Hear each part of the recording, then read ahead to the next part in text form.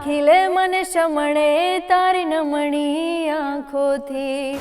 તો એ લોકોનું mind change થઈ ગયું કે બોલે આ હિરોઈનની આ વિથ મેકઅપ સારી તમને લીડમાં લઈ લો. પહેલી ફિલ્મ જ્યારે રિલીઝ થઈ ત્યારે શું રિએક્શન, એવા કોઈ યાદગાર હોય કોઈના? મારી ફ્રેન્ડ્સને બધા જોતા હોય કે અરે આ તો આપણી સ્કૂલમાં ભણતી. તો એ જે એક્સપિરિયન્સ હતો ને એ આમ રૂવાડા ઊભા થઈ ગયા હતા કે હા યાર લાઈવની મોજ છે ને એ શાયદ સ્ટુડિયોમાં ન હોય. ના હોય બિલકુલ. આ છોકરીએ વન ટેક આટલો મોટો ડાયલોગ ને અમારી સામે બોલવો ને એ બી ગુજરાતી એક્ટ્રેસ થઈને, તો બધાએ ક્લેપ કરી હતી ને મારી લાઈફનો સૌથી સારામાં સારો એક્સપિરિયન્સ કહું તો એ રહ્યું. હે ઓખો તો દુનિયાથી નોખો કહેવાય, મારા દ્વારિકાના દેવની તો વાત જ નો થાય. ગુડ મોર્નિંગ ગુજરાતમાં આપનું હાર્દિક સ્વાગત છે દોસ્તો. હું શૌનક વ્યાસ અને આજના આ કાર્યક્રમમાં વહેલી સવારે આપણે બધા મળ્યા છીએ મજા કરવા, આનંદ કરવા અને દિવસને યાદગાર બનાવવા માટે. મિત્રો, વાત કરીએ ગુજરાતી સંગીતની, ગુજરાતી ફિલ્મોની, તો ટ્રેન્ડ બહુ બદલાયા કર્યા છે. આજનો પણ ટ્રેન્ડ એક બદલાયેલો છે. પછી એ તમે સંગીતની વાત લઈ લો, લિરિક્સની વાત લઈ લો, એમાં આવતા ગાયકોની વાત લઈ લો. નવા એટલા અદ્ભુત ટેલેન્ટેડ ગાયકો ગુજરાતી ઇન્ડસ્ટ્રીને મળી રહ્યા છે.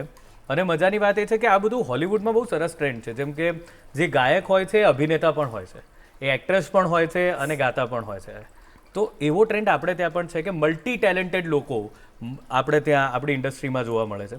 એક બહુ સુંદર ગીતથી આજના કાર્યક્રમની જે મારી પેટર્ન છે એ રીતે શરૂઆત કરી અને પછી એક ગુજરાતી ફિલ્મ ઇન્ડસ્ટ્રીના એક એવા સિતારાને મળીશું કે જેમણે બંને ક્ષેત્રમાં સરસ મજાનું યોગદાન આપ્યું છે. તો આ ગીત તમે બધાએ સાંભળ્યું છે? મારી સાથે જરા ગાજો.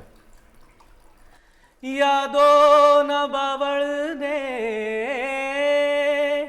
આવ્યા ફૂલ રે હવે, તું આવે તો દુનિયા એ જી ધૂળ રે હવે. હું મને શોધ્યા કરું પણ હું તને પામ્યા કરું, તું લઈને આવે લાગણીનો મેળો રે.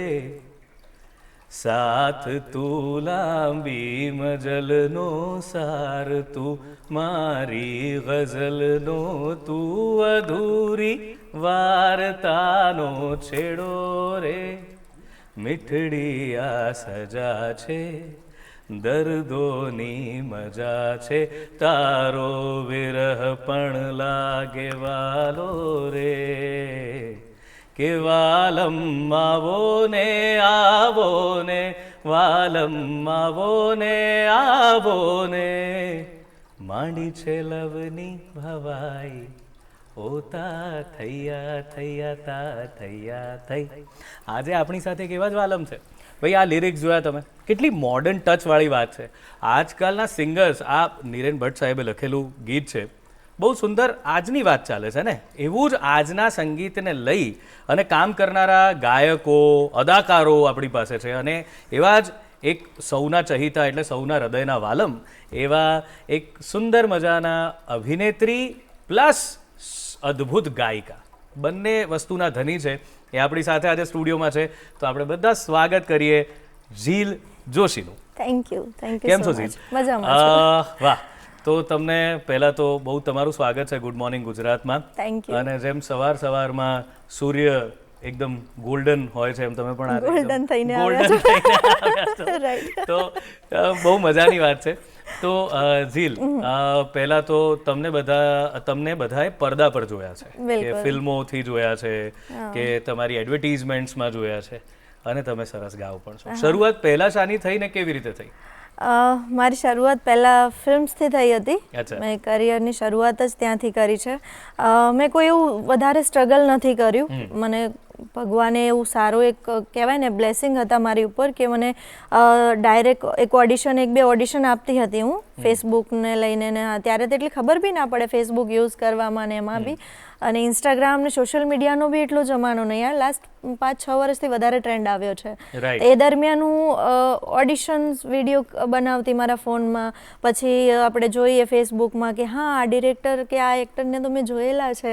પછી એમને ફ્રેન્ડ રિક્વેસ્ટ મૂકીએ અને એમને પછી પછી હું મારા વિડીયોઝ શેર કરતી કે સર મને એક્ટિંગમાં જવું છે, અમારા ઓડિશન વિડીયો છે, હા તે મને ડાયલોગ્સ બોલવાના વધારે શોખ. રુચિ ક્યારથી પડી? પહેલેથી શરૂઆતથી ક્યારે તમે નાનપણથી જ ના ના ના અભિનેત્રી બનવા માંગો નાનપણથી છો? નહીં, નાનપણ તો ક્યાં રમવામાં ગયું ખબર નથી પડી, અચાનક દિલમાં એવું થયું કે શું જોઈને થયું? એવી શું વાત હતી કે જેણે તમને એમ ટ્રિગર કરી દીધા કે મારે પણ એક્ટર બનવું જ છે હવે?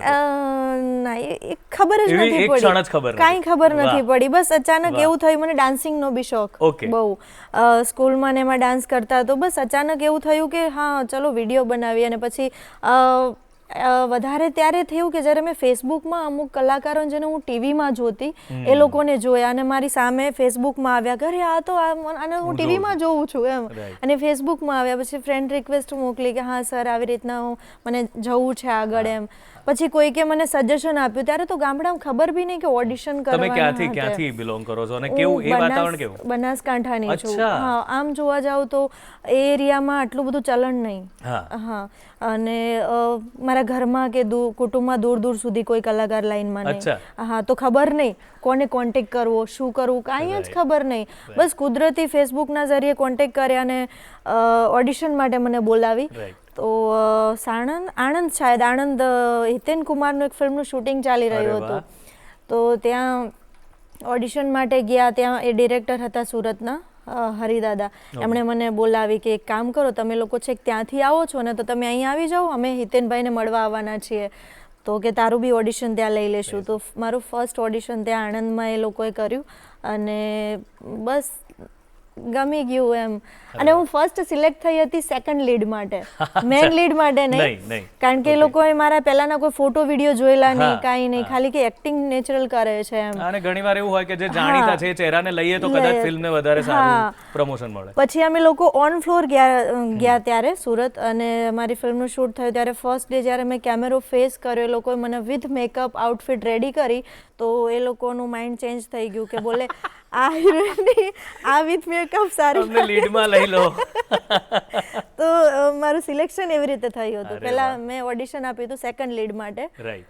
અને ઓન સ્ક્રીન જ્યારે જોઈ તો કે આ મસ્ત લાગે છે સ્ક્રીન ઉપર, તો મને લીડમાં કરી. સ્ક્રીન ફ્રેન્ડલી ફેસ છે. હા હા હા, એના માટે. તો બસ એવી રીતે જર્ની સ્ટાર્ટ થઈ. પછી એક ફિલ્મ કર્યા, 2 ફિલ્મ કર્યા, એની પછી આલ્બમ લાઈનમાં આવ્યા. ને રાઈટ. તો પહેલી વખત જ્યારે ફિલ્મમાં ગયા, આખો માહોલ જોયો, કારણ કે ઓડિશન તો ઘરેથી વિડીયો ઉતારીને આપવો એ બહુ અલગ વાત છે, અને ત્યાં જઈને આટલા બધા ક્રૂને જોવી, આટલા બધા લોકોને, આ કમાન્ડને ફોલો કરવા, તો એ બધું કેવું લાગેલું અને એમાં કેવી રીતે તમે સેટ થઈ ગયા? મારું કેવું છે ખબર, મને કોઈ વસ્તુનો ડર નથી લાગતો ક્યારે એમ. અને કેમેરા ફેસ સામે કેમેરો ક્યારે નહોતો જોયો કે હા કેમેરા હોય, રેડ કેમેરામાં શૂટ કરતા હોય, આવડો મોટો કેમેરો જ લાઈફમાં ફર્સ્ટ ટાઈમ જોયો હોય. તો બધું એ અલગ હતું, પણ આમ કહેવાય ને કે ત્યાં યુનિટ એટલું સારું હતું, બધા ટીમ વર્ક કરી રહ્યા હતા, તો બધા એટલા વાલથી વધાવીને કે મને ઘર જેવું ફીલ થવા લાગ્યું. સેટ ઉપર કોરિયોગ્રાફર હોય, ડિરેક્ટર હોય, બધા એટલા વાલથી મને રાખતા કે હા છોકરી ત્યાંથી આવી છે, ન્યૂ છે, કંઈ ખબર નથી પડતી. અને તો બધા એટલી સાચવતા, પછી ફ્રેન્ડલી થઈ ગયા. મારા આર્ટિસ્ટ જે હતા મારી સાથે કો આર્ટિસ્ટ, એ લોકો પણ એટલા ફ્રેન્ડલી હતા. તો રમતા રમતા શૂટ થઈ ગયું, ખબર જ ના પડી કે મેં ફિલ્મ કરી છે. અને બસ બધા શીખવતા હતા. ફર્સ્ટ એક્સપિરિયન્સ હતો એ બહુ જ મસ્ત હતો. પહેલી વાર કેમેરો જોયો, પહેલી વાર ઘરની બહાર નીકળી. આમ જોવા જાવ તો મેં ક્યારેય બસમાં બેસતા બી મને નહોતું આવડતું. તો ઘરવાળા કન્વિન્સ હતા આ વાતથી કે હા બરાબર છે, બરાબર, કે પછી તમારે કરવા પડ્યા ઘરવાળાને? બધા કન્વિન્સ હતા. ખાલી મારા મોટા ભાઈ હતા, એમને થોડું એ હતું કે આટલી દૂર ના જવાય, ચિંતા થતી હોય, તો એમને આ ફિલ્ડથી થોડી એલર્જી ખરી. બટ પછી ધીરે ધીરે એમણે જ્યારે જોયું કે હા એણે નામ કર્યું છે, ટકી રહી છે એમ, પછી અત્યારે હા પ્રાઉડ ફીલ કરે છે.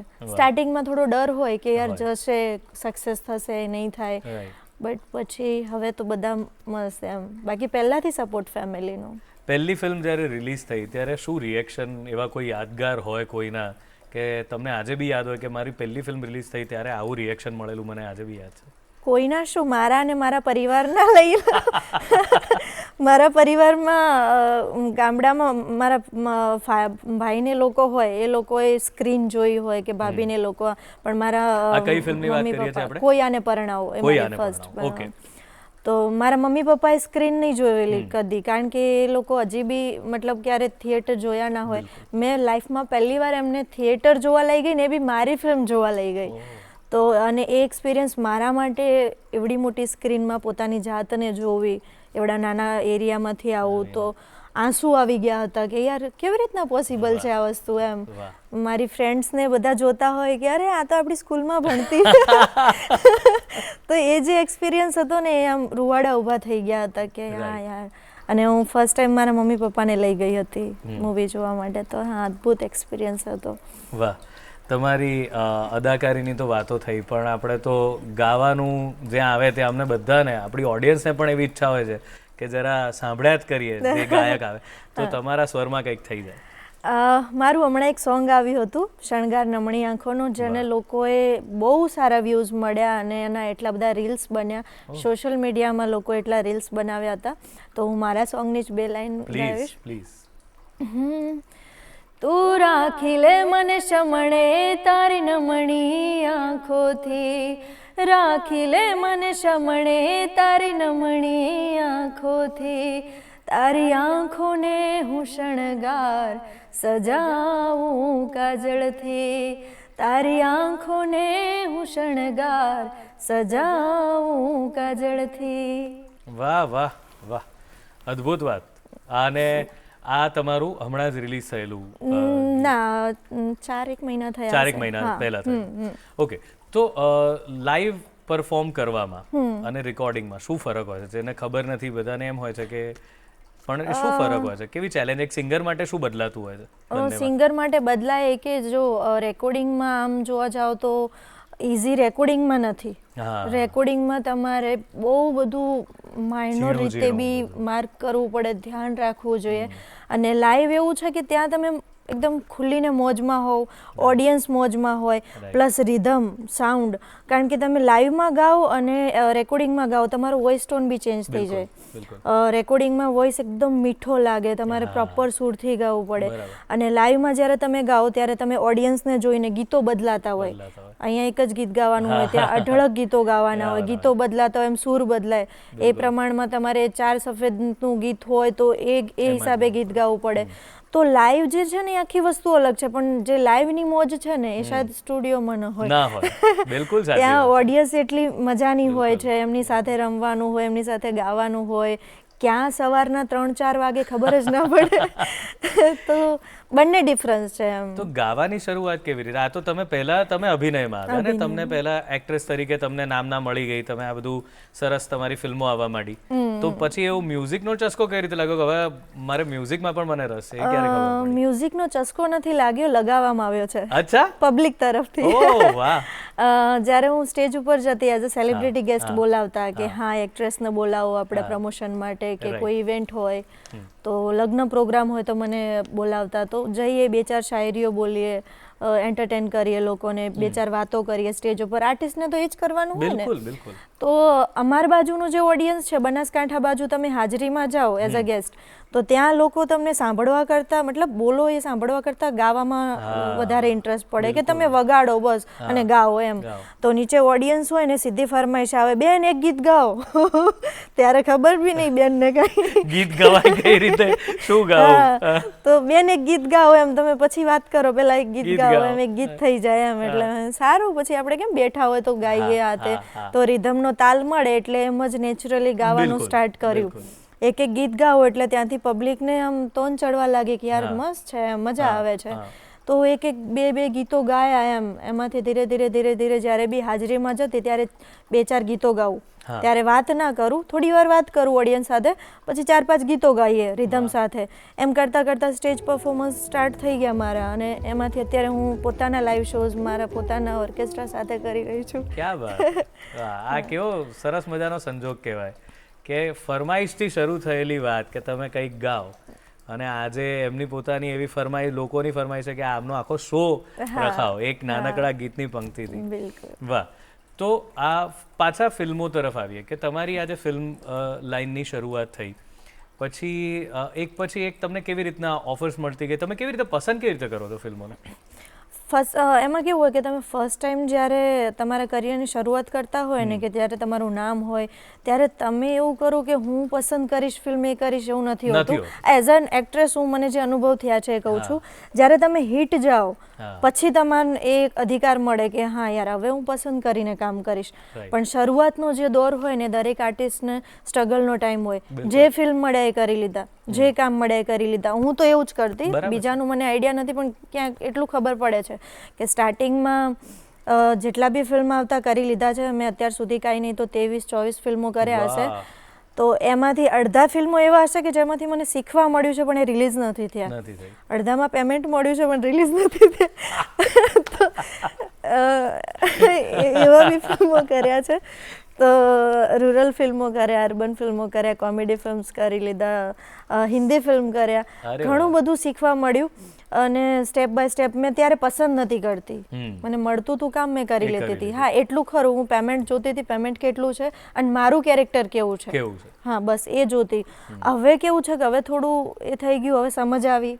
હવે જોઈએ છે આર્ટિસ્ટ કોણ છે, ડિરેક્ટ કોણ કરે છે, પ્રોડ્યુસર કોણ છે, શૂટ ક્યાં થવાનું છે. પહેલાં ના સમજણ શક્તિ માની લો કે કાંઈ બી એમ, ત્યારે સીધું હા ફિલ્મ છે કરીએ, આ હતું. ફિલ્મ મળી રહી છે યાર, કરી નાખી એમ, કરી નાખી, આ હતું. આ ફેક્ટ કહું છું એમ. પણ તમારા જેવા નિખાલસ બધા હોતા નથી. તમે જે કહો છો એ ઘણાના જવાબ બહુ સાંભળેલા લાગે તમને કે આ તો કોઈ બીજામાં પણ મેં સાંભળ્યું છે કે હા હું આ જોઉં છું, આ જોઉં છું, આ જોઉં છું. પણ વાસ્તવિકતા આ જ છે જે તમે કહી. કારણ કે જ્યારે તમે શરૂઆત કરો છો ત્યારે તો વાત જ એ છે કે હું જાતે કેટલો અનુભવ, અને એ પણ આપણે કોઈ એવું શીખેલા બેકગ્રાઉન્ડથી ના આવતા હોઈએ કે તાલીમ કોઈ લીધી જ ના હોય. આપણી તાલીમ એ તો રોજનો આપણો કેમેરો જ છે સામે, હા એ જ મળે છે કે તમને કેવી રીતે શીખવા મળે છે. તો તમને એવું શરૂઆતના દોરમાં એવું યાદ છે કે જ્યારે તમને એમ થતું હોય કે હું આ કેવી રીતે કરીશ? કોઈ અઘરું પાત્ર તમે ભજવ્યું હોય કે જેના માટે તમારે બહુ મહેનત કરવી પડી હોય, એવી કોઈ ફિલ્મ, એવું કોઈ પાત્ર તમને યાદ છે? હા, મેં કહ્યું ને મેં એક હિન્દી ફિલ્મ કરી હતી. એમાં બધી સ્ટારકાસ્ટ બોમ્બેની હતી, જેમ કે રાજપાલ યાદવ, રઘુવીર યાદવજી છે, પ્રીતિજી છે જે મોહબ્બતેમાં હતા.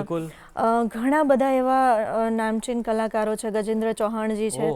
એમાં હું જે ગુજરાતી એક્ટ્રેસ, અને એમાં જે આપણે કહીએ ને કે આપણે ગુજરાતીને કેવું હિન્દી બોલે પણ એનું ટોન આવી જાય. તો એ જે ફિલ્મ અમે લોકો કચ્છમાં શૂટ કરતા હતા, 1 મહિનાનું સ્કેડ્યુલ હતું ત્યાં. અને ત્યારે એમની સામે મારે ડાયલોગ બોલવાના, આખી ટીમ મારી સામે ઊભી, ગુજરાતી કોઈ બી નહીં, બધા એ લોકો, અને એવા તગડા આર્ટિસ્ટ એમ. અને એમની સામે 1 પેજનો ડાયલોગ હું એમાં વહુ બતાવી હતી, અને એ લોકો મતલબ મુખિયા બતાવ્યા હોય, ગ્રામજનો બતાવ્યા, એવી એક સ્ટોરી હતી, મસ્ત સ્ટોરી હતી. તો એ દરમિયાન એટલા દિગ્ગજ આર્ટિસ્ટ સામે તમને 1 પેજનો ડાયલોગ બોલવો, અને બી હિન્દીમાં. ગુજરાતી તો ચલો આપણે આર્ટિસ્ટ છીએ આમનું આમ કરીને બી બોલી લઈએ, પણ હિન્દીમાં કટ ટુ કટ જવું અને આપણા હિસાબે એ લોકો પરેશાન ન થાય એ જોવાનું. તો એ દરમિયાન મને ફર્સ્ટ ટાઈમ થોડી ધડકન વધી હતી કે યાર તગડું છે મારા માટે, ના મારે કરી બતાવવું છે એમ. તો એ દરમિયાન મેં એમની સામે જે પરફોર્મ કર્યું, અને પછી એ લોકોએ બધાએ મારા માટે ક્લેપ કરી હતી. હા, કે આ છોકરીએ 1 ટેક આટલો મોટો ડાયલોગ ને અમારી સામે બોલવો, ને બી ગુજરાતી એક્ટ્રેસ થઈને. તો બધાએ ક્લેપ કરી હતી, ને મારી લાઈફનો સૌથી સારામાં સારો એક્સપિરિયન્સ કહું તો એ રહ્યો. તો એ સમયે મને ઘણું બધું શીખવા મળ્યું, એ લોકો પાસેથી ઘણું બધું શીખવા મળ્યું, કેવી રીતે એક્સપ્રેશનને વધારે એ કરવા, તે ક્યાં સ્ટોપ કરવા, એ બધું મને એમની પાસેથી શીખવા મળ્યું હતું. 1 મહિનાનો જે એક્સપિરિયન્સ હતો ને લાઈફમાં શાયદ ફરી ક્યારેય ન મળે એવો એક્સપિરિયન્સ હતો. એવું સ્કૂલિંગ હતું આખું, મજા પડી ગઈ. આ ભાવુક થઈ જવાય ને આવી વાત કરતા કરતા. અને એ લોકો ક્લેપ કરે એટલે કેટલી મોટી વાત થાય એમ. બધા આર્ટિસ્ટોને જોયેલા. મને ડર હતો કે મારા હિસાબે રિટેક થશે તો એ આર્ટિસ્ટ પરેશાન થશે, કારણ કે એ લોકોને બી એમને એક મિનિટની કે કલાકની કિંમત હોય ને. તો બસ. વાહ. તો મજાની વાત એ છે કે ઝીલ છે, સુંદર ને સુરીલા તો છે, પણ સાચા બોલા પણ છે. આવી સરસ મજાની વાતો એ આપણી સાથે શેર કરી રહ્યા છે. પણ અત્યારે આપણે એક નાનકડો વિરામ લઈએ છીએ, પણ વિરામ બાદ આપણે હજુ ઝીલને સાંભળવાના છે, એટલે એમના ગીતો પણ, એમની વાતો પણ, એમની શાયરીઓ પણ અત્યારે લઈએ એક વિરામ.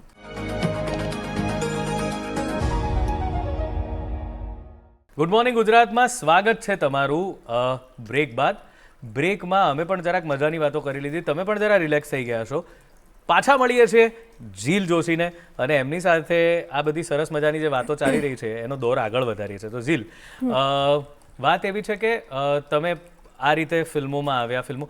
ગુજરાતી ફિલ્મોની તમારે જો વિશેષતા કહેવી હોય કે ગુજરાતી ફિલ્મો કેવી રીતે, કારણ કે તમારી સાથે જેમ કે તમારા મોટા ભાઈની તમે વાત કરી કે ઘણા બધાને એવું હોય છે, મૂળ ચિંતા તો એ છે કે સેફ એન્વાયરમેન્ટ. જ્યારે તમે છોકરીઓની વાત કરતા હો કે ફિલ્ડમાં કોઈ પણ, એ ખાલી ગુજરાતી ઇન્ડસ્ટ્રી, કોઈ પણ ઇન્ડસ્ટ્રીમાં, અને એ બી એન્ટરટેનમેન્ટ ઇન્ડસ્ટ્રીમાં જ્યારે કોઈ છોકરી જતી હોય ત્યારે સ્વાભાવિક રીતે પરિવારને ચિંતા હોય છે, કારણ કે પોઝિટિવ કરતાં નેગેટિવ બહુ જ સાંભળેલું હોય છે, એવી ચિંતાઓ બહુ હોય છે. તો એવી વખતે તમે આપણી જે ઇન્ડસ્ટ્રી છે એના વિશે કંઈક કહો કે એવો કંઈક મેસેજ જેનાથી વાત લોકો સુધી આ પહોંચે કે આપણે ત્યાં કેવી રીતનું કામ ચાલતું હોય છે, શું હોય છે? પહેલાં તો હું પબ્લિક સુધી એ વાત પહોંચાડવા માંગુ છું કે ઘણા બધા લોકોના દિમાગમાં એવી મેન્ટાલિટી છે કે આ ઇન્ડસ્ટ્રી ગર્લ્સ માટે સારી નથી. આ જે એક નેગેટિવિટી છે એ તમારા માઇન્ડમાંથી કાઢી નાખો, બિકોઝ જેવું દેખાય છે એવું છે નહીં. અને ઇન્ડસ્ટ્રીમાં જો તમારે દિલથી કામ કરવું છે, પોતાની મહેનતથી કામ કરવું છે, તો 100% તમારામાં ટેલેન્ટ છે, એ કહું છું કે તમારામાં ટેલેન્ટ છે તો દીકરી પાછી નહીં પડે એમ. તો તમારી દીકરીમાં એ ટેલેન્ટ છે તો 100% એને મોકલો ને. અત્યારે તો સોશિયલ મીડિયા એટલું મજબૂત થઈ ગયું છે કે તમારે એવું સ્ટ્રગલ કરવાની જરૂર નથી. છોકરીની સેફટી બી એટલી છે. પહેલાં જે કાંઈ બી હોય બધું જતું રહ્યું. હવે છોકરી એનામાં જો ટેલેન્ટ હોય તે ચાહે એ કરી શકે છે. અને આ ઇન્ડસ્ટ્રીમાં પગ મૂકવો તો હવે બહુ ટફ નથી, એકદમ ઇઝી થઈ ગયું છે. તો એને આવવું હોય તો એના ડ્રીમ પૂરા કરવા દો, તમે સાથે રહો. હવે તો એ પણ છે, પહેલાંની જેમ એવું નથી થઈ ગયું કે હવે ચલો, પહેલાં તો કેવું હતું ફિલ્મના શૂટિંગ 3-3 મહિના ચાલતા, હવે એવું નથી થઈ ગયું. હવે તો બસ જોવો તો મહિનામાં 15 દિવસમાં શેડ્યુલ પૂરા થઈ જાય છે. તો બધું એકદમ નોર્મલ થઈ ગયું છે. તો જાહેર છે તમારા દીકરા દીકરીને આમાં શોખ હોય એવું હોય તો તમે એને સાથ આપો, સપોર્ટ આપો. અમારી ઇન્ડસ્ટ્રી એકદમ સારી છે, સારા માણસો છે આમાં કે જે સપોર્ટિવ છે, જે દરેકને આગળ લઈ જવા માટે બી ઘણા બધા મહેનત કરે છે. અને મેન તમારામાં ટેલેન્ટ હશે તો જ આગળ જશો. તો એ વસ્તુ ધ્યાનમાં રાખવા જેવી છે. અને નેગેટિવિટી કાઢી નાખો. આમ જોવા જાવ તો બધી જગ્યા ખરાબ છે અને આમ જોવા જાવ તો બધી જગ્યા સારી છે. ઘરની બહાર પગ મૂકશો એટલે નથી જ સારું. તમારે શું કરવું છે તમારા હાથમાં છે. તો પોતાની નિયત સારી હશે, પોતાનામાં ટેલેન્ટ હશે તો 100% તમે આગળ જવાના છો. કોઈ નેગેટિવિટી તમને અડી નહીં શકે. એમ ટેલેન્ટની વાત કરી તો તમારી ટેલેન્ટનો એક ફરી એક ઝલક થઈ જાય. ફરી તમારા મીઠા અવાજમાં અમે કંઈક સાંભળવા માંગીએ છીએ. હા, હું શ્રી કૃષ્ણને યાદ કરવા માંગીશ. હે ઓખો તો દુનિયાથી નોખો કહેવાય, મારા દ્વારિકાના દેવની તો વાત જ નો થાય. એ ચરણો પખાળે જ્યાં સાગર ગંભીર, નિર્મળ જ્યાં ખળખળતા ગુમતીના નીર, ને જ્યાં ઠાકરના જ્યાં ભે લહેરાય, મારા દ્વારિકાના દેવની તો વાત જ નો થાય. એ ઓખો તો દુનિયાથી નોખો કહેવાય, મારા દ્વારિકાના દેવની તો વાત જ નો થાય. જય દ્વારકાધીશ. જય દ્વારિકાધીશ. અમારા ઝીલબેનની પણ વાત નો જ થાય એવી છે. બહુ સરસ. અને મેઇનલી તમે જે આ હવે જે ફિલ્મો બની રહી છે, તમે એક બે વાત કરી જે બહુ હોતી નથી, પણ એક રૂરલ ફિલ્મ અને અર્બન ફિલ્મ. હવે તો રૂરલમાં પણ વિષયો એવા થઈ ગયા છે. ખાલી મને લાગે છે કે એમાં શું ભેદ છે અને એ કેવી રીતે અત્યારે બંને ફિલ્મો કેવી રીતે કામ કરી રહી છે આપણે ત્યાં? આમ જોવા જાવ ને તો ભેદ આપણા ઇન્ડસ્ટ્રીના અમુક માણસોમાં ભરેલો છે કે જે લોકો સમજે છે કે આ રૂરલમાંથી આવે છે અને ના, આવું નથી હોતું. વસ્તુ એ છે કે રૂરલના જે છે હીરો હિરોઈન હોય કે એ લોકો હોય, એનું એક અલગ પબ્લિક છે જોવાવાળું, એનો એક વર્ગ છે. એના હિસાબે આપણે નામ પાડ્યા છે રૂરલ એન્ડ આવડું. પણ હકીકતમાં જોવા જાવ તો એનો એક વર્ગ છે કે જે અમુક વર્ગ છે જે નથી જઈ શકતો, મલ્ટીપ્લેક્સમાં જાય એવું બિચારાને એની કન્ડિશન બીજો કે નથી હોતી. હા, અને એ જોવાવાળું જે વર્ગ છે ને એ અઢળક છે. અને આ જે છે કે આપણે લોકો અર્બન ફિલ્મ્સ જોઈએ છે તો એનો બી આખો વર્ગ અલગ છે. તો એ ડિફરન્સ છે. બાકી ફિલ્મો તો ત્યાં બી એટલી સરસ બની રહી છે અને ત્યાં બી લોકોને એટલી ચાહના મળે છે. લોકો ફિલ્મ રિલીઝ થાય તો ટ્રેક્ટર ભરી ભરીને જોવા જાય છે.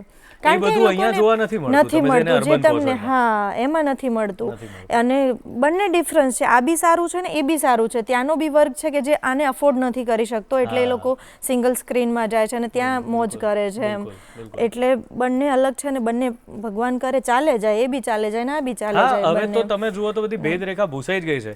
જેમ કે તમે હેલ્લારો કે લાલો જેવી ફિલ્મ જુઓ તો બેકડ્રોપ તો બહુ રૂરલ પ્રકારનું જ છે કે એક ગામની જ વાત છે, જુનાગઢની વાત હોય, પણ તમે જુઓ તો આજે બધા જ એને માણી રહ્યા છે, જોઈ રહ્યા છે. એમાં બી કપડા ટ્રેડિશનલ યુઝ કરે છે, જે આમાં ક્યારેક ગરબા છે કે ચોયણા કેડીઓ છે ને બધું છે. એનું એ જો રૂરલ વાળા બનાવે તો એવું કે તો રૂરલ ફિલ્મ છે. ડિપેન્ડ છે કે સિંગલ સ્ક્રીનમાં રિલીઝ થાય છે ત્યાંનું ક્રાઉડ જોવા વાળું અલગ છે, એટલો ફરક છે. બાકી આ ફિલ્મમાં બી લોકો ગામડાની સ્ટોરી ઉઠાવે છે, એ જ નળિયાવાળા ઘર બતાવે છે, ઘાઘરો ચોલી પહેરે છે, આખા સોંગમાં ટીકલા ટીકલા કરીને બેઠા હોય છે, સેમ લુક આપે છે. ડિફરન્સ એ છે કે આમાં કલાકાર અર્બનના આવે છે, જે લોકો નામચીન છે એ લોકો, અને આનું આખો વર્ક જોવા વાળો અલગ છે. બસ પણ મેં જોયું છે કે કમિટમેન્ટની દ્રષ્ટિએ જોવા જઈએ ને તો આ જે સિંગલ સ્ક્રીનની ઓડિયન્સ છે ને બહુ જ કમિટેડ છે. એમના માટે એ ફિલ્મો જોવી એ એક જીવનનો વિષય છે. એ મોજ શોખ માટે નથી થતા, એમનામાં એ ધાર્મિકતાથી એમ કે મારા હીરોની, મારી હિરોઈનની ફિલ્મ આવી છે એટલે હું જોવા જઈશ જ કોઈ પણ ભોગે, અને એ જાય જ છે. જેમ અત્યારે આપણે કહેવું પડે છે કે ભાઈ ફિલ્મ આવે છે જોવા જજો, એવું નથી થતું. એ લોકોને ખબર હોય છે કે ઝીલ જોશીની ફિલ્મ ક્યારે આવી રહી છે અને એ જોવા જાય છે. તો ફેનની જ વાત કરીએ છીએ તો ફેન સાથે બનેલો કોઈ સુખદ કિસ્સો કે તમને એમ થઈ ગયું હોય કે આ આવા ચાહક મળી જાય કે આવા લોકો મળી જાય છે, આ રીતે આપણને એ કરતા હોય તો સફળ છે આપણું કામ. એવા ઘણા બધા કિસ્સા છે, પણ એમાંનો એક કિસ્સો મને હમણાં જ થયો હતો. ભાદરવી પૂનમ હોય છે, અંબાજી બધા ચાલતા જાય છે, તો ત્યાં સેવા કેમ્પ કરે છે બધા. તો એમાં અમે લોકો બી ફ્રી સેવા આપીએ છીએ. દરેક કેમ્પમાં જવાનું, 1-2 રૂપિયો લેવાનો નહીં, ત્યાં શો કરવાનો. તો દરેક કેમ્પમાં કલાક હાજરી આપતા જઈએ અંબાજી સુધી એમ. તો જે મેન કેમ્પ હોય ત્યાં જઈએ. તો એમાં હમણાં હું એક કેમ્પમાં જઈ તો ત્યાં મારું ગાવાનું ચાલુ હતું. ત્યાં 2-3 છોકરા મળ્યા હતા, આખી એમની ટીમની સાથે આવેલા, ચાલતા એ લોકો ચાલતા. તો એ લોકોએ ત્યાં મારું પરફોર્મન્સ પત્યું, ત્યાં એ લોકોએ ફૂલ મોજ કરી એમ. અને એમની નીચેથી કમેન્ટ આવતી હતી કે બેન ફોટો પાડવો છે પણ ઊભા રહેજો. હવે કેવું એ અઢળક પબ્લિક હોય, ચાલતું હોય. હા, તો હું મેં કીધું પતે એટલે વાત. એટલે હું જેવું પત્યું ને હું ફટલે નીકળી ગઈ. અમારા સ્ટેજથી ઉતરવાનું પાછળના ભાગમાં હતું, તો ત્યાંથી ઉતરીને હું નીકળી ગઈ. એ લોકો ત્યાંથી પીછો કરતા એટલી સ્પીડમાં ચાલ્યા. અમે ગાડીમાં હતા કે ગાડીમાંથી, કારણ કે ગાડીમાં ટ્રાફિક એટલું કે ગાડીમાં જતા તમને વાર લાગે, પણ ચાલતા એટલો ટાઈમ ના લાગે. 2-4 કિલોમીટરે કેમ્પ હોય, તો એવી રીતના અમારે 3 કે 4 કિલોમીટરના અંતરે કેમ્પ હતો. એ લોકો એટલી સ્પીડમાં ચાલી અને ત્યાં મારું પરફોર્મન્સ સ્ટાર્ટ હતું ત્યાં આવ્યા પાછા કે બેન અમે તમને ત્યાં કીધું હતું, તમે ઊભા ના રહ્યા. ચાલતા એટલી સ્પીડમાં ત્યાં એ લોકો પહોંચ્યા કે અમે ચાલતા આવીએ છીએ ને, હવે ફોટો પાડવા દો. મેં એમને ફોટો પાડવા દીધો અને બિચારા કે ના અમે તમારી ગાડીનો કાચ સાફ કરી દઈએ. મેં કીધું ભાઈ આવું ના કરો. હા, ભગવાન કસમ, સરસ્વતીની કસમ. એ લોકો કે અમે ગાડીનો કાચ તમારો સાફ કરી દઈએ. મેં કીધું આવું બધું ના કરશો, હું હાથ છોડું તમને. પણ મારી ભૂલ થઈ ગઈ કે પછી એમની જોડે મેં ફોટો પાડ્યા, વિડીયોઝ ઉતાર્યા, રીલ્સ શૂટ કર્યા. મેં કીધું હવે તમે હેપી ને એમ. તો એ જે મને 3-4 છોકરાઓ મળ્યા હતા ને, એ ગજબ હતા. એ લોકોનું હું હજુ બી આમ માઇન્ડમાં લઉં છું કે યાર આટલા પબ્લિકને વિંધીને ત્યાંથી પાછળ દોડતું આવું એટલે અઘરું કહેવાય એમ. આ સાચી એપ્રિસિએશન કહેવાય, સાચી ચાહના આને કહેવાય. હા, અને ત્યાં મારું પરફોર્મન્સ સ્ટાર્ટ હતું ને મેં એ લોકોને જોયા. અલા મેં કીધું તમે અહીંયા આવી ગયા. એ મારો વિડીયો બી બહુ વાયરલ થયો હતો. હા, મેં ચાલુ માઇકમાં બોલ્યું હતું, મેં કીધું અહીંયા બી આવી ગયા એમ. તો લોકોએ વિડીયો બી બહુ વાયરલ કર્યો હતો. વાહ. એ એક્સપિરિયન્સ ગજબ હતો. ક્યાં વાત. સોશિયલ મીડિયાની તમે વાત કરો છો તો સોશિયલ મીડિયાનું કેમનું હોય છે? આપ કેવા એક્ટિવ છો અને આપ કેવા પ્રકારની વસ્તુઓ એની પર મૂકો અથવા જોવાનું પસંદ કરો છો? સોશિયલ મીડિયાનું કેવું છે કે અત્યારે જરૂરી છે લોકોને આગળ જવા માટે. ઘણી વખત એવું થાય છે કે અમુક જે એમ જ વિડીયો ક્રિએટરો હોય હાથે, એના હિસાબે અમુક આર્ટિસ્ટનું બધું હવે ઇક્વલ થઈ ગયું છે આમ જોવા જાઓ. કારણ કે બધાના મિલિયન ઓલા છે, ફોલોવર્સ છે. જોવા જાઓ તો સારા આઈડી એવા ક્રિએટરો એવા છે. તો આમ જોવા જાઓ તો સોશિયલ મીડિયા બહુ મજબૂત છે અને જરૂરી છે કલાકાર માટે. એના કોઈ બી સોંગ આવ્યા હોય તો તમે કોઈ ક્રિએટર પાસે વિડીયો ક્રિએટ કરાવો તો ઘણીવાર કે 5-10 જણાએ તમારી રીલ બનાવી દીધી એટલે એ સોંગ ટ્રેન્ડિંગમાં આવી જાય. એટલે સોશિયલ મીડિયા મજબૂત છે એટલું સારું છે અને બધા માટે ઇઝી થઈ ગયું છે. પ્રમોશન કરાવવા હોય તો ઇઝી થઈ ગયું છે. તો એક વે જોવો તો બહુ સારો છે. અને એક વસ્તુ મને ખટકે છે એ છે કે અમુક 2-5 માણસો એવા છે કે જે દીકરીઓના અમુક ફોટો વિડીયોની મજાક બનાવતા હોય છે. તો એનો મિસયુઝ થાય છે સોશિયલ મીડિયાનો, તો એ ન કરવું જોઈએ. એ લોકોને કહું છું કે યાર એ દીકરીની તમે ઇજ્જત ઉછાળો છે, ખરાબ વસ્તુ છે સોશિયલ મીડિયા જરીએ, તો એવા વિડીયો પોસ્ટ ના કરશો. એ એનું કામ કરે જાય છે, તમે તમારું કામ કરે જાઓ. તો એવું કોઈ બી કામ ના કરે જેથી બેન દીકરીની લાગણીઓ દુભાય. બિલકુલ બિલકુલ. દરેક જણ આનો માધ્યમ તરીકે જ આખરે તો ઉપયોગ કરી રહ્યા છે. એમની ઈચ્છા પણ એવી જ છે કે આ માધ્યમથી એ લોકો સુધી પહોંચે.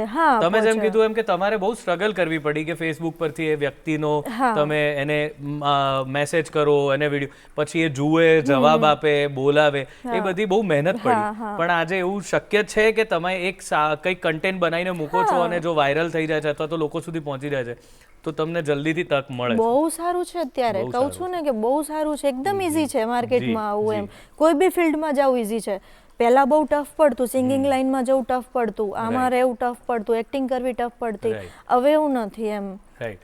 પણ સામે એવું માનો છો કે આ એક બધી પણ એવી થઈ છે કે હવે તમારા જેવા વ્યક્તિ કે જેણે બહુ જ મહેનત કરી છે અને એ અહીં સુધી પહોંચ્યા છે, અમુક જે છે હવે ધારો કે એ રીલ બનાવી કે કોઈ, એ બહુ નાનું કામ છે, એમાં બહુ જેમ કે તમે એક પેજનો ડાયલોગ બોલો મોટી વાત છે, હિન્દીમાં બોલો મોટી વાત છે, એ બધું કરીને જે પોતે કલાકાર બને છે અને એની સામે જે કોઈના બોલેલા ડાયલોગ પર ખાલી લિપસિંગ કરે છે કે કોઈ, એ જરાક જલ્દીથી મળી જતી પબ્લિસિટી તો છે, પણ એ ક્યાંક આગળ જતા એ રોકાઈ પણ જવાની છે, તો શોર્ટ ટર્મ સક્સેસ છે, તો એ જરાક અઘરું નથી હવે?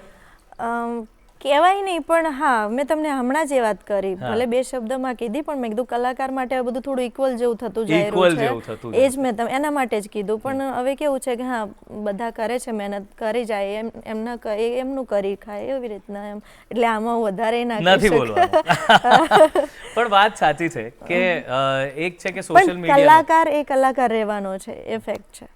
બિલકુલ બિલકુલ. એટલે આપણે જે માધ્યમનો ઉપયોગ કરીએ છીએ એને માધ્યમ તરીકે લઈ અને એમાંથી આગળ વધવાનો પ્રયાસ કરીએ છીએ, એ વાત તો સાચી છે. અને જીલની આ વાત પણ બહુ જ ઉત્તમ છે કે મેં એક વસ્તુ નોંધી છે કે તમે આવ્યા છો ત્યારના એક હકારાત્મક પોઝિટિવ વાત આપણે કરવી છે, બીજી કોઈ વાત આપણે નથી કરવી જીવનમાં. એ જ વાત બહુ આગળ લઈ જાય છે દરેકને. તો આ તો છે. હવે તમે શું વિચારી રહ્યા છો આગળ, કે આગળ શું કરવું છે? તમે પોતાના પણ હવે તો ગીતના વિડીયોઝ, આલ્બમ બનાવો છો અને મૂકો છો અને એને બહુ જ પ્રસિદ્ધિ મળી રહી છે. હવે શું આવી રહ્યું છે નવું? નવું 1-2 સોંગ મારા રિલીઝ થવાના છે, લગ્ન ઉપર છે. અને હા, તો એ બહુ સારા છે અને એ લોકો અમે મસ્ત આમ મેશઅપ ટાઈપ કર્યું છે. આઈ એમ શ્યોર કે પબ્લિકને બહુ ગમશે. મારી ચેનલ છે બાવરી ફિલ્મ્સ એન્ડ વ્લોગ, એમાં અમે રિલીઝ કરવાના છીએ.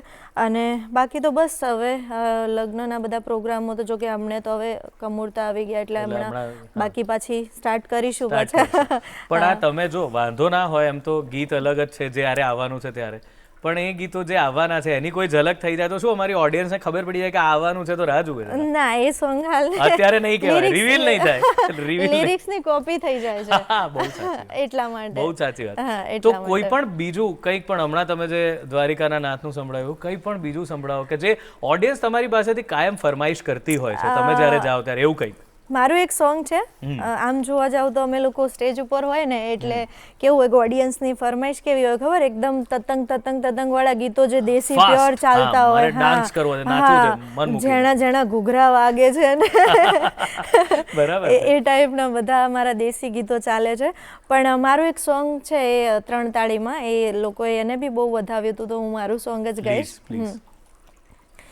હો ક્યુટ લાગે છે, બહુ વાલી લાગે છે, ક્યુટ લાગે છે રે, બહુ વાલી લાગે છે, ભૈલા મારી ભાભી એકદમ ક્યુટ લાગે છે, હો રૂપાળી છે લાડી, રૂપની સુંદરી લાગે છે, રૂપાળી છે લાડી, રૂપની સુંદરી લાગે છે, ભૈલા મારી ભાભી એકદમ ક્યુટ લાગે છે.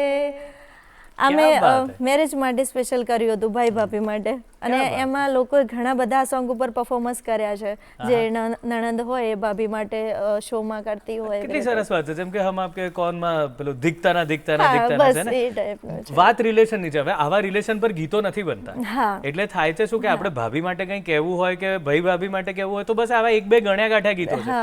તો ભલે આજની લેંગ્વેજ છે, આ જેમ કે ક્યુટ શબ્દ છે એ ગીતમાં મૂકી દેવામાં આવે, એનાથી એવું થાય છે, મેં જે શરૂઆતમાં જ વાત કરી કે કનેક્ટ મળે છે એવું આજના ગાયકો આજના લેખકો ગીતકારો કરી રહ્યા છે કે કનેક્ટ મળે છે કે જે આપણે રૂટીનમાં બહુ ક્યુટ લાગે તું આજે યાર તો જો હવે ભાભી ક્યુટ લાગે છે એવું જ કહે છે ને આજના બધા જે નણંદ હોય છે કે આજે ભાભી બહુ ક્યુટ લાગો છો બહુ ક્યુટ લાગો છો તો એને ગીતમાં કેમ ના લઈ શકાય વાહ તો જીલ ખરેખર મજા પડી ગઈ આજે તમારી સાથે વાત કરીને અને એક બસમાં પણ જીવનમાં જે છોકરી ન બેઠી હોય એ આજે દૂરદર્શનના મંચ પર છે કે લોકોના હૃદયમાં પોતાનું સ્થાન કરી શકી છે તો એ કોઈ પણ છોકરી કરી શકે એનું ઉદાહરણ જીલ જોશી છે અને બસ કરવાની જરૂર એટલી જ છે કે પોતાનામાં શ્રદ્ધા રાખી પોતાનું કામ હિંમતથી એમણે જેમ કીધું મને કોઈ વાતનો ડર નથી બસ એ ડર રાખ્યા વગર કામ જો કરો છો અને ઉપરવાળામાં જો આસ્થા હોય છે તો આ સોપાનો સર કરી શકો છો